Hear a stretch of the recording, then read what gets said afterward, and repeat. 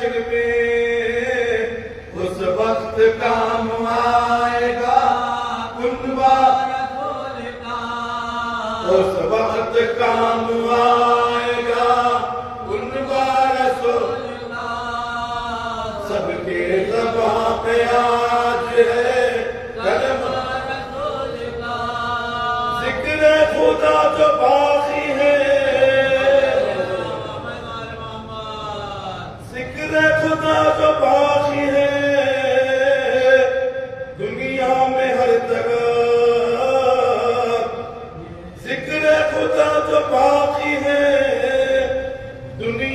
کی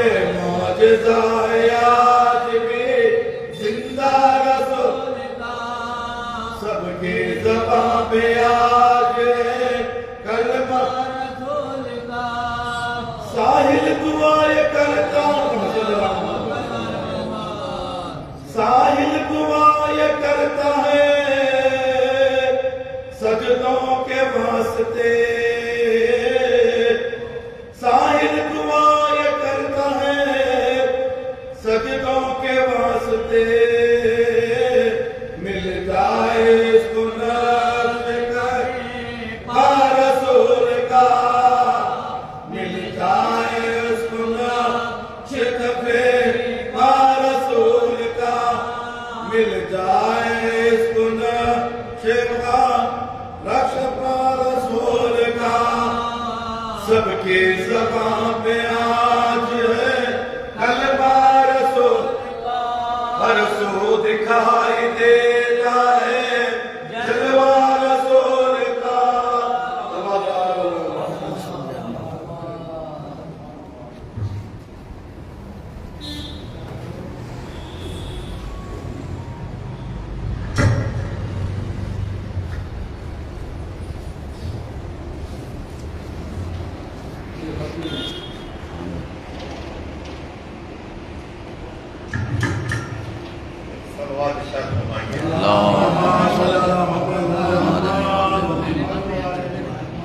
توڑ دو اس کو.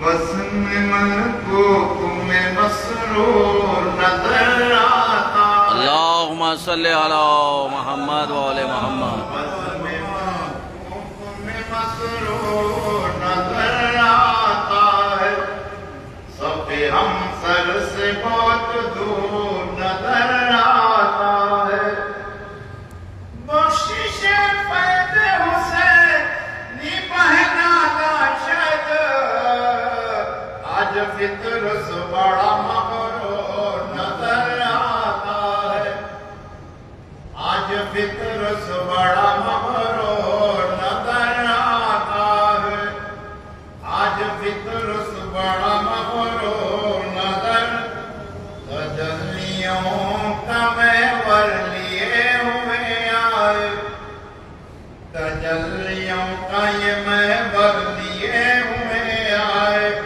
شجاعتوں کا سمندر لیے ہوئے آئے یہ ابن فاتح خیبر حسین ابن علی یہاں میں سب کا یہ ابن فاتح خیبر حسین ابن علی یہاں میں سب کا مقدر لیے ہوئے آئے جہاں میں سب کا مقدر لیے ہوئے آئے کربلا کے دیوان نظر آتے ہیں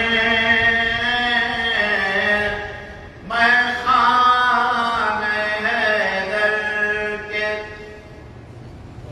مستان نظر آتے ہیں جام کوثر جو یہاں پینے بیٹھے ہیں یہ تو سب شبیر کے پروان نظر آتے سبحان اللہ سبحان اللہ سبحان اللہ. یہ سب شبیر کے پروانے نظر آتے ہیں. یہ نہ پوچھو کہ کیا کیا میرے حسین کا. حسین کا ہے سبحان اللہ سبحان اللہ. یہ نہ پوچھو کہ کیا کیا میرے حسین کا. میرے حسین کا ہے یہ سب خدا کا ہے خدا میرے حسین کا ہے سبحان اللہ سبحان. یہ سب خدا کا ہے خدا میرے حسین کا ہے سبحان اللہ. سارے سجدوں کو ناز ہے جس پر سارے سجدوں کو ناز ہے جس پر وہ ایک سجدہ میرے حسین کا ہے. سبحان اللہ سبحان اللہ سبحان اللہ وہ سبحان. ایک سجدہ میرے حسین کا. میرے حسین کا ہے چلا فطرس یہ کہتے سوئے فلک آہا. چلا فطرس یہ کہتے سوئے فلک چلا فطرس یہ کہتے سوئے فلک یہ تو عطیہ میرے حسین کا ہے. حسین کا ہے سبحان اللہ سبحان اللہ. یہ تو عطیہ میرے حسین کا ہے. حسین کا ہے جس کی مرضی ہے جس کی مرضی خدا کی ہے رضا جس کی مرضی خدا کی ہے رضا یہ تو رتبہ میرے حسین کا ہے یہ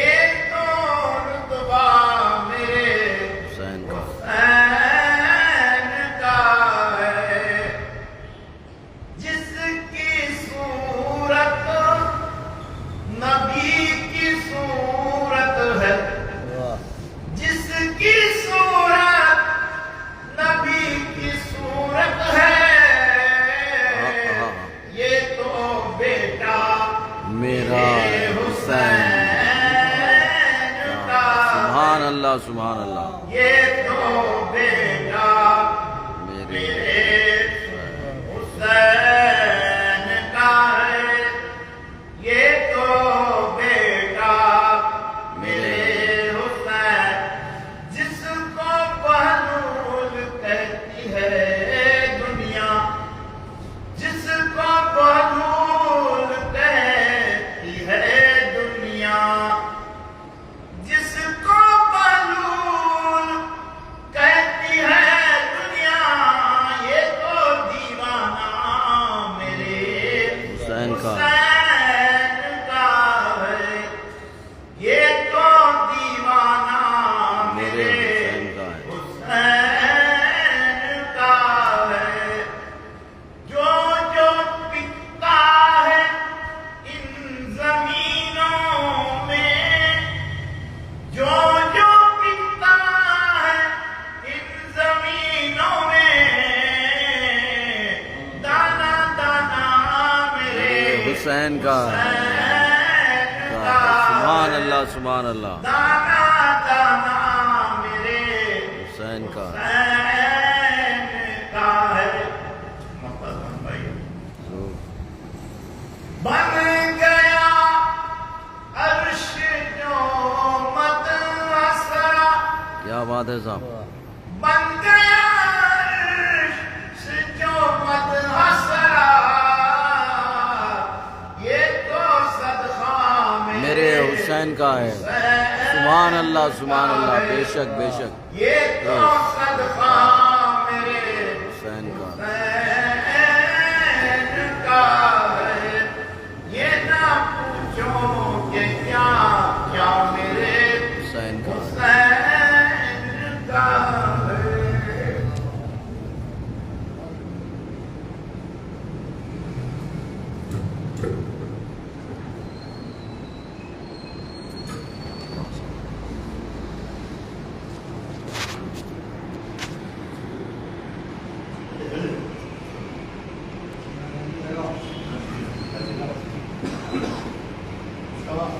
اللہم صلی علی یا علی یا علی اللہم صلی علی محمد و علی محمد وجل پر اعوذ باللہ من الشیطان الرجیم، بسم اللہ الرحمن الرحیم۔ ارباب بلا، یہ وہ ایام ہے کہ جہاں ہم مسرت کی محفل میں جمع ہیں، اور یہ وہ موقع ہے کہ جہاں رسالت مآب کی آمد کی خوشی میں ہم جشن منعقد کر رہے ہیں۔ ابھی علاوہ صدقہ مبارک میں میں نے آپ حضرات کی خدمت میں چند کلمات ہدیہ سماعت کیے تھے آپ کے اذہان عالیہ کے لیے، کہ ہمیں پتہ چلے کہ رسالت مآب نے کس طرح سے تبلیغ رسالت کی تھی، اور پھر جب انہیں کی آمد کی تاریخ ہے تو تبلیغ کے حوالے سے کچھ دو چار باتیں آپ حضرات کی ہدیہ سماعت ہو جائیں۔ تو اسی کے تسلسل سے یہ بتلانا چاہتا ہوں کہ جہاں پر آپ نے جناب جعفر طیار کو تبلیغ کے لیے کہا گیا،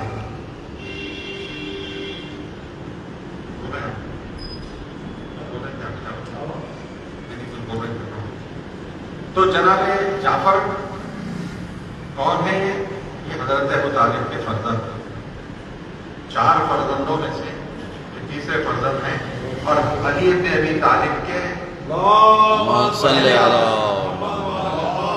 جناب ابو طالب کے 4 بیٹوں میں 10-10 سال کا فرق ہے۔ ہاں تو آپ کے بعد مولا کائنات کی ولادت، جب رسالت مآب تبلیغ رسالت کر رہے تھے تو مکے میں کفار اور مشرکین جناب جعفر کو عبادت میں خلل پیدا کرتے تھے۔ ان کی عبادت میں الگ الگ انداز میں کعبے کے پاس آ کر سیٹیاں بجانا اور شور مچانا اور کوڑا پھینکنا، اس قسم سے ان کی عبادت کو کرنے کے لیے ستایا جاتا تھا۔ تو رسالت مآب کی خدمت میں جناب جعفر آئے اور آ کر کہنے لگے کہ یا رسول اللہ، اس طرح سے مجھے عبادت سے روکا جا رہا ہے۔ تو رسالت مآب نے اس وقت جناب جعفر سے کہا تھا کہ پروردگار عالم قرآن مجید میں ارشاد فرماتا ہے کہ جب تمہارے لیے زمین تنگ ہو جائے تو تم مقام منتقل کر سکتے ہو. تو امام جناب جعفر کو رسالت باب نے افریقہ کی جانب جانے کی ہدایت کی تاکہ وہاں تبلیغ رسالت ہو سکے. تو آپ نے ارادہ کیا اور کل 83 لوگ جمع ہوئے. 83 لوگ پر مشتمل ایک قافلہ تیار ہوا اور رسالت باب نے جناب جعفر سے کہا کہ آپ بھی ان کے سرپرست ہو اور آپ کی قیادت میں قافلہ افریقہ جائے گا. افریقہ کا وہ مقام جہاں آج یوگینڈا ہے، اس دور میں یمن کے ذریعے سے سمندری راستے سے جایا جاتا. تو یہ چھوٹا سا قافلہ جس میں جناب ام سلمہ بھی شامل تھی، یہ قافلہ مکے سے روانہ ہوا اور یمن کے ذریعے سے یمن پہنچے. یمن کے بعد کشتی کے ذریعے سے افریقہ پہنچ گئے. افریقہ میں وہاں پر اس وقت دور جو تھا وہ نجاشی کی حکومت تھی. نجاشی ایک بادشاہ تھا. اور ایک بات یہاں آپ کو بتا دوں کہ نجاشی افریقہ کے بادشاہ کو کہا جاتا تھا، نجاشی نام نہیں ہوتا. جس طرح سے اس زمانے میں روم کے بادشاہ کو قیصر کہا جاتا تھا اور ایران کے شاہ کو کسرا کہا جاتا تھا، تو اسی طرح سے افریقہ میں جو بادشاہ ہوا کرتا تھا اس کا نام، اس کو نجاشی کہا جاتا تھا. اس کا نام تھا، نام بول رہا ہوں، اس کا کچھ نام تھا، تاریخ میں موجود ہے. علامہ ضمیر اختر صاحب کی کتاب ہے، اس میں یہ واقعہ پورا موجود ہے. تو اس نے بادشاہ نے وہاں پر اپنا حکومت جاری رکھا تھا اور حکومت کر رہی تھی اس کی. جناب جعفر وہاں پہنچے ہیں اور پہنچ کر سکونت اختیار کرنا چاہتے تھے کہ ایسے میں وہ مشرکین اور کافرین جو مکے کے تھے انہوں نے ان کا تعاقب کیا. تعاقب کر کے انہیں یمن کے ذریعے سے افریقہ جب پہنچے تھے تو وہاں پر ان کو آ کر مل کر بادشاہ جو نجاشی تھا اس کے پاس جا کر یہ کہنے لگے کہ یہ ہمارے مکے میں انہوں نے جرم کر کے آیا ہے. وہاں پر ایک شخص جو ہے عبادت اللہ کی کرنے کے لیے بولتا ہے اور ہمارے بتوں کو مسمار کیا جا رہا ہے، لہٰذا یہ ہمارے مجرم ہیں، انہیں ہمارے حوالے کیا جائے. تو نجاشی کو جب یہ پتا چلا تو نجاشی نے ان کو طلب کیا. تو جناب جعفر وہاں موجود تھے، سب کو بلایا گیا. بادشاہ نے بلایا اور بلا کر دیکھا اور ان کے چہرے سے جو نور ظاہر ہو رہا تھا. اور ایک بات آپ حضرات بھی جان سکتے ہیں کہ تاریخ میں موجود ہے کہ جناب جعفر کا عالم یہ تھا حد و قامت کے حساب سے اتنا جامع زیب شخصیت کا نام تھا جناب جعفر کہ اگر گھوڑ سواری کرتے تھے تو لوگ دیکھتے رہ جاتے تھے، اور جب لباس زیب تن کرتے تھے تو اتنا جامع زیب تھے کہ لوگ رشک کیا کرتے تھے. ماما سر پر باندھتے تھے، ابا و ہوا پہن کر کمر بند باندھ کر جب تلوار ہمائن کر کے نکلتے تھے تو لوگ دیکھنے کی آرزو رکھتے تھے. کون تھے یہ؟ امیر کائنات کے بڑے بھائی تھے. تو یہ جب بادشاہ نجاشی کو جب یہ خبر ملی تو اس نے ان سب کو طلب کیا اور پوچھا کہ یہ کیا ماجرا ہے، آپ نے وہاں پر کیا کیا ہے اور کیا ہے، وہ کون شخص ہے جو اس طرح سے دین پھیلا رہا ہے.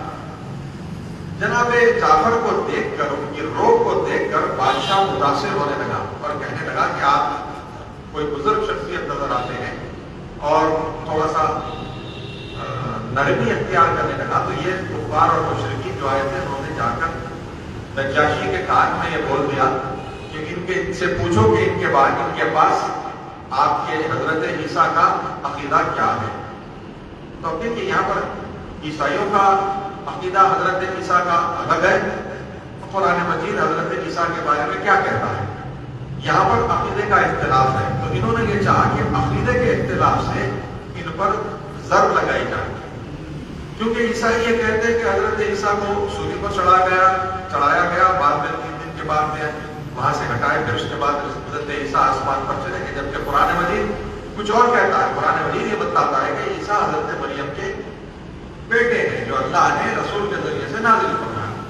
تو اب یہاں پر عقیدے میں تضاد تھا. تو بادشاہ نے کہا کہ ہاں یہ بتلاؤ کہ تم ہمارے عیسیٰ کے بارے میں تمہارا کیا خیال ہے. تو دیکھیے اللہ تعالیٰ جب قرآن نازل فرماتا تھا رسالت مآب پر تو فصاحت و بلاغت کو دیکھتا تھا. کیسی فصاحت و بلاغت تھی رسالت مآب کے پاس کہ جہاں پر قرآن نازل ہوتا تھا. تو یہ بنی ہاشم کے یہ وہ لوگ ہیں جن کی فصاحت و بلاغت کا کوئی مثال نہیں ملتی. اب یہاں پر دونوں عقیدے کو دیکھا جائے تو دونوں ایک دوسرے کے مخالف ہیں، لیکن کس طرح سے جناب جعفر نے اس کا جواب دیا، بڑی فصاحت و بلاغت کے ساتھ آپ نے خطبہ دیا، اور اس کے بعد کہا کہ اے نجاشی یہ سن لے کہ پروردگار عالم نے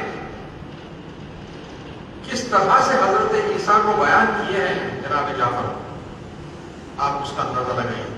آپ کہنے لگے کہ حضرت عیسیٰ اللہ کا کلام ہے اور اللہ نے اس کلام کو جناب مریم پر القا کیا، یعنی جیسے وحی ہوتی ہے۔ تو جناب مریم کا مرتبہ اور حضرت عیسیٰ کے مرتبے کو قرآن کے مطابق آپ نے پیش ایسے انداز میں کیا کہ نجاشی سن کر جھوم اٹھا۔ اس نے اس وقت خوشی کے آنسو بہاتے ہوئے اپنے تخت سے اتر کر زمین پر بیٹھ گیا اور ایک تنکا اٹھایا، ذرہ جو ہوتا ہے اٹھا کر اہل دربار سے کہنے لگا جو کچھ ابھی جعفر نے کہا ہے وہ حق ہے، اور ہمارے انجیل میں اور ان کے بیان میں یہ ذرہ برابر میں فرق نہیں ہے۔ اور بڑی تعریف کی جناب جعفر کی مدح سرائی کی۔ اس کے بعد نجاشی نے ان مشرکین اور کفار کو بھگا دیا اور کہا کہ تم جاؤ یہاں سے، اور جناب جعفر سے کہا کہ آپ کو اختیار ہے کہ آپ جب تک چاہیں جہاں چاہیں اس مقام پر رہ سکتے ہیں، آپ کو ساری آزادی اور اختیار ہر قسم کا حاصل ہے۔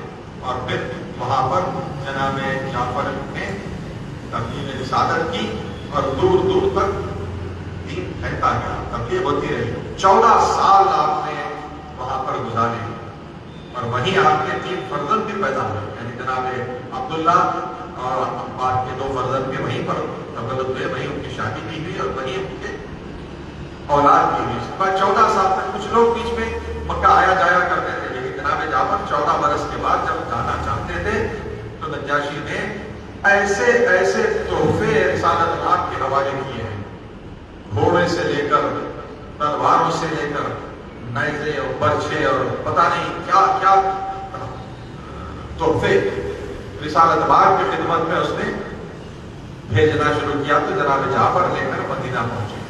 جب مدینہ اسی راستے سے آئے، سمندری راستے سے ہوتے ہوئے یمن سے پھر مدینہ آئے تو مدینہ میں یہ پتا چلا کہ مدینہ خالی ہے۔ تو جناب جعفر نے کہا کہ مدینہ بنا رسول کے اور بنا علی کے مدینہ نہیں لگتا۔ تو پتا چلا کہ رسالت مآب اور علی نے بھی طالب خیبر گئے ہوئے ہیں، خیبر کی جنگ ہے۔ جناب جعفر نے فوراً اپنا رخ خیبر کی طرف کیا اور اپنے ناقے پر سوار ہو کر جب خیبر پہنچے ہیں تو قلعہ فتح ہو چکا تھا مولا کائنات رسالت مآب کے بعد علی بن ابی طالب نے قلعے کو فتح کر دیا تھا، فتح کا جشن ہونا باقی تھا۔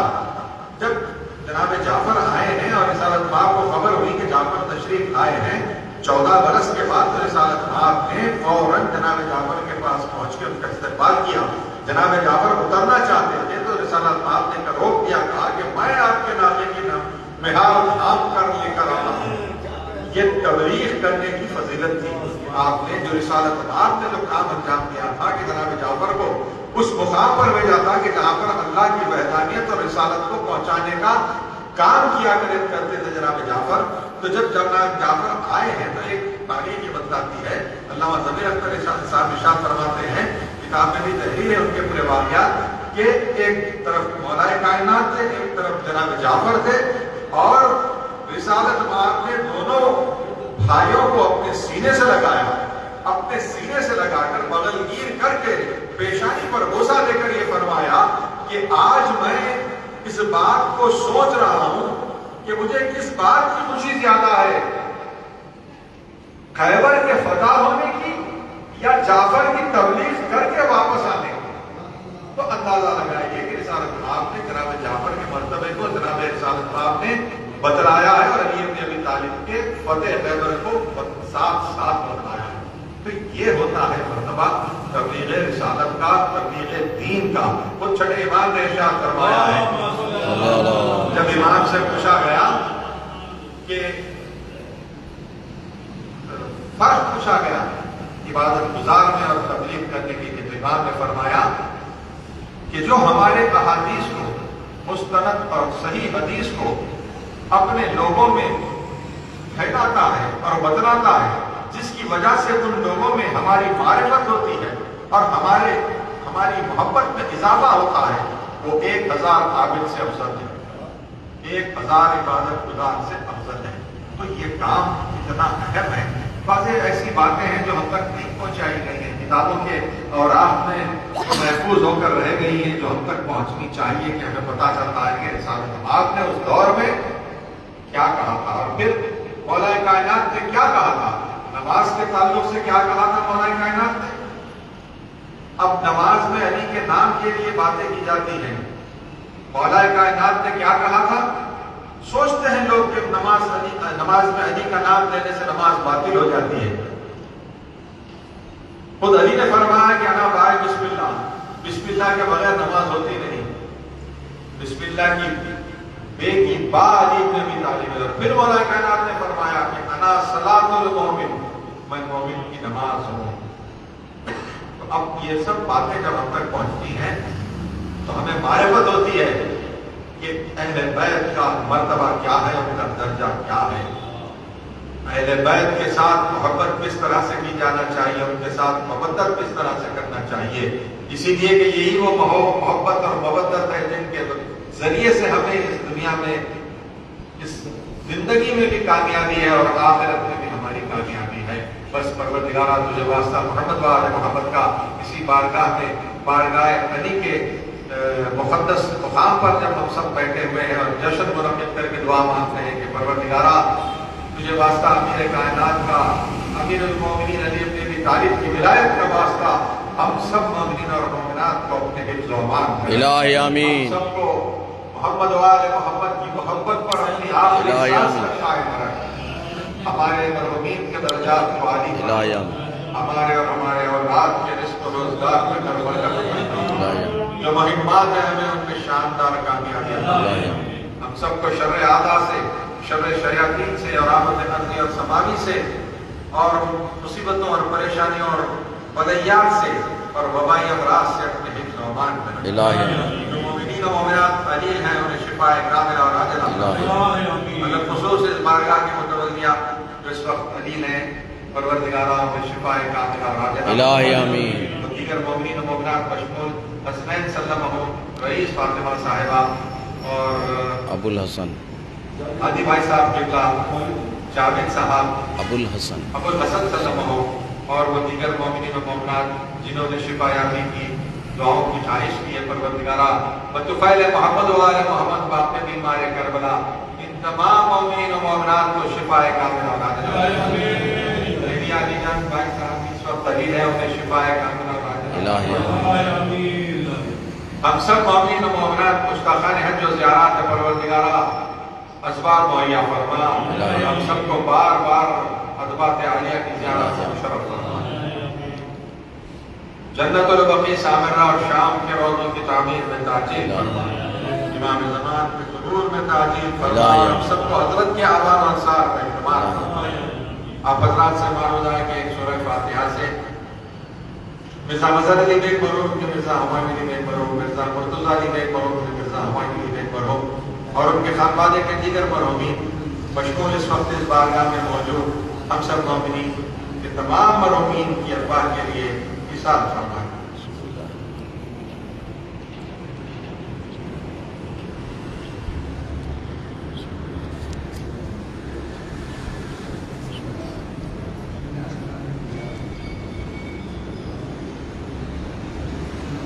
وجود حق سے یہ سارا نظام قائم ہے، اسی کے فیض سے یہ نظام قائم ہے، اور ہو کے یتیمان مذہب و ملت ہمارے سر پر ہمارا امام قائم ہے۔ السلام علیک یا امیر المومنین، السلام علیک یا خیر الوکیل، السلام علیک یا وسیع الصدر العالمین، السلام علیک یا عاصم الدین والایمان وکلمۃ الرحمن وکلمنا امیدوان الامان ومحلب الاقبال وسید الجلال، السلام علیک ورحمۃ اللہ وبرکاتہ، السلام علیک یا ابا عبداللہ، السلام علیک یا ابن رسول السلام عليك يا ابن أمير المؤمنين وابن سيد المسجد السلام عليك يا ابن فاطمة الزهراء سيدة النساء العالمين السلام عليك وعلى هذه الشهيدين وفيك أبا الفضل العباس يا ابن أمير المؤمنين وعلى المجتهدين مع رحمة الله وبركاته السلام عليك يا غريب الغرباء السلام عليك يا معين الصائب الفقراء سلطان ورسل يا علي ابن موسى والرضا السلام عليكم ورحمة الله وبركاته السلام عليك يا صاحب العصر والزمان السلام عليك يا شريك القرآن إمام الإنس والجان الأمان الأمان الأمان من فتنة الزمان أجل